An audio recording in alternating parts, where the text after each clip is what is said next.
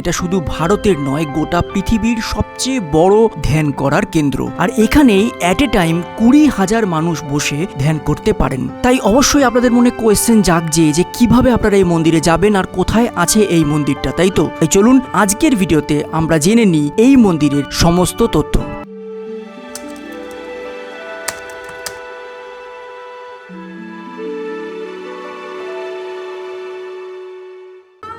প্রথম পর্বতে আমরা ঘুরে এসেছি বেনারস থেকে, যে ভিডিওর লিঙ্ক আমি ডেসক্রিপশানে দিয়ে রাখলাম, আপনারা দেখবেন, আশা করি খুব ভালো লাগবে।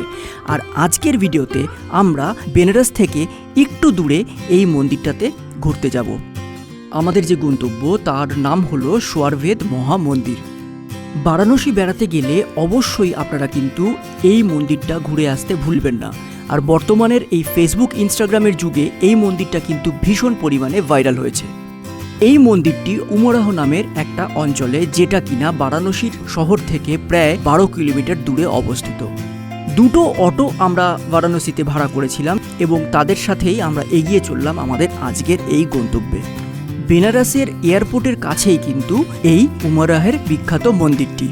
অটোরিক্সা, ট্যাক্সি বা অন্যান্য যানবাহনের সাহায্যে আপনারা খুব সহজেই এই ল্যান্ডমার্কে পৌঁছে যেতে পারবেন। বন্ধুরা, অবশেষে আমরা সোয়ারভেদের মহামন্দিরের সামনে পৌঁছে গেলাম। মন্দির খোলা আর বন্ধের টাইমিংটা এবার বলে দিই। গরমকালে সকাল 8টা থেকে রাত্রি 9টা পর্যন্ত, শীতকালে সকাল 8টা থেকে রাত্রি 8টা পর্যন্ত। মন্দিরের চূড়োটা একবার লক্ষ্য করুন বন্ধুরা, 125 পাতার পদ্মের পাপড়ি বানানো রয়েছে। এই মন্দিরটি প্রায় 3 লাখ স্কোয়ার ফিট এলাকার উপরে তৈরি করা হয়েছে। মন্দিরের সবচেয়ে দেখার যে জিনিসগুলো রয়েছে সেটা হলো এর স্ট্রাকচারটা। গোটা মন্দিরটির দেওয়াল 3000-এর উপর শ্লোক দিয়ে সাজানো রয়েছে। মন্দিরের ডিজাইনটা করা হয়েছে মোরাল আর স্পিরিচুয়াল গ্রোথের কথা মাথায় রেখে, এবং মন্দিরের বাইরে রয়েছে 108টি ফাউন্টেন। মেডিসিনাল হার্বস দিয়ে গোটা বাইরের এলাকাটাকে কিন্তু সাজানো হয়েছে। মন্দিরের কোনো এন্ট্রি ফি কিন্তু বন্ধুরা নেই, তবে মন্দিরের ভেতরে আপনারা ক্যামেরা নিয়ে ঢুকতে পারবেন না। আমি তাই আমার মোবাইল দিয়েই মন্দিরের ভেতরের সমস্ত ভিডিওগুলোকে শ্যুট করেছিলাম।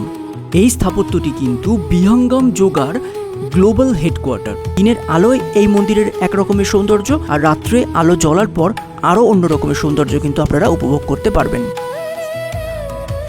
স্থাপত্যর গায়ে সুন্দর মাকড়ানা পাথরের অসাধারণ কাজ, আর অবশ্যই তার সঙ্গে চোখে পড়বে অসাধারণ টিক উডের কারুকার্য। আর মর্নিং দর্শন আপনারা করতে পারবেন সকাল 4টে থেকে 6টা পর্যন্ত, যেখানে অনেক ধরনের অ্যাক্টিভিটিস যেরকম মঙ্গল গান বা সোয়ারভেদ পাঠ, ধ্যান, বন্দনা, আরতি এগুলো হয়। মন্দিরের মধ্যে কোনো দেবদেবীর মূর্তি না থাকলেও একেবারে মধ্যেখানে সদ্গুরু সদাফল দেওজি মহারাজের মূর্তিটা কিন্তু দেখতে পাওয়া যায়। মন্দিরের গায়ে এবং মন্দিরের মেঝেতেও রয়েছে পিঙ্ক স্যান্ডস্টোনের কারুকার্য। মন্দিরের ভেতরেই আপনারা শিক্ষক পেয়ে যাবেন যারা আপনাদেরকে শিখিয়ে দেবে কিভাবে যোগা করতে হয়, এবং সত্যি সত্যি এর ভেতরে বেশ কিছুটা সময় আপনি যোগা করলে অনেকটা হালকা অনুভব করবেন।